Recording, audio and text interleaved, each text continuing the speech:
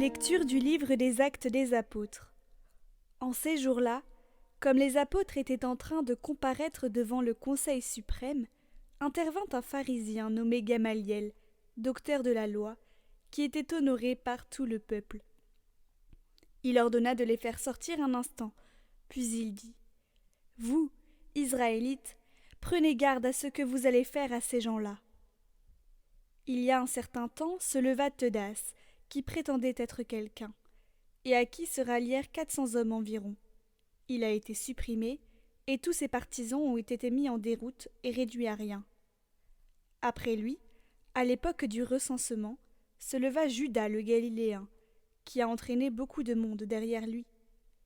Il a péri lui aussi, et tous ses partisans ont été dispersés. Eh bien, dans la circonstance présente, je vous le dis, ne vous préoccupez plus de ces gens-là, laissez-les. En effet, si leur résolution ou leur entreprise vient des hommes, elle tombera. Mais si elle vient de Dieu, vous ne pourrez pas les faire tomber. Ne risquez donc pas de vous trouver en guerre contre Dieu. Les membres du conseil se laissèrent convaincre.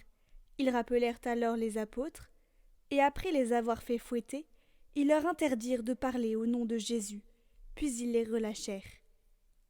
Quant à eux, quittant le Conseil suprême, ils repartaient tout joyeux d'avoir été dignes de subir des humiliations pour le nom de Jésus. Tous les jours, au temple et dans leurs maisons, sans cesse, ils enseignaient et annonçaient la bonne nouvelle. Le Christ, c'est Jésus.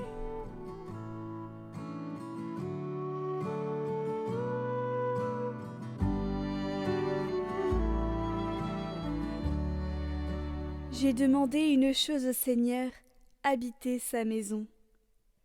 Le Seigneur est ma lumière et mon salut. De qui aurais-je crainte ? Le Seigneur est le rempart de ma vie. Devant qui tremblerais-je ? J'ai demandé une chose au Seigneur, la seule que je cherche. Habiter la maison du Seigneur tous les jours de ma vie, pour admirer le Seigneur dans sa beauté et m'attacher à son temple. J'en suis sûre, je verrai les bontés du Seigneur sur la terre des vivants. Espère le Seigneur, sois fort et prends courage. Espère le Seigneur.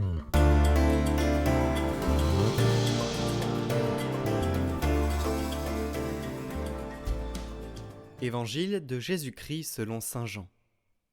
En ce temps-là, Jésus passa de l'autre côté de la mer de Galilée, le lac de Tibériade. Une grande foule le suivait, parce qu'elle avait vu les signes qu'il accomplissait sur les malades. Jésus gravit la montagne, et là, il était assis avec ses disciples. Or, la Pâque, la fête des Juifs, était proche. Jésus leva les yeux et vit qu'une foule nombreuse venait à lui. Il dit à Philippe : « Où pourrions-nous acheter du pain pour qu'ils aient à manger ?» Il disait cela pour le mettre à l'épreuve, car il savait bien, lui, ce qu'il allait faire.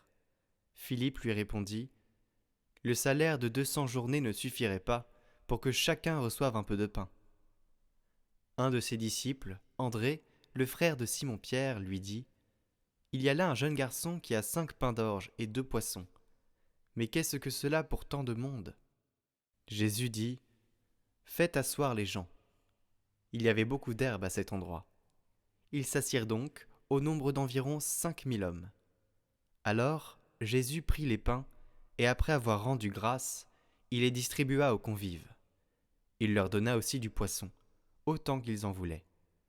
Quand ils eurent mangé à leur faim, il dit à ses disciples : « Rassemblez les morceaux en surplus, pour que rien ne se perde. » Ils les rassemblèrent et ils remplirent 12 paniers avec les morceaux des 5 pains d'orge restés en surplus pour ceux qui prenaient cette nourriture. À la vue du signe que Jésus avait accompli, les gens disaient : « C'est vraiment lui le prophète annoncé, celui qui vient dans le monde. » Mais Jésus savait qu'ils allaient venir l'enlever pour faire de lui leur roi. Alors de nouveau, il se retira dans la montagne, lui seul. Pour faire la neuvaine à Saint Joseph, rendez-vous dans le lien inscrit en description de la vidéo.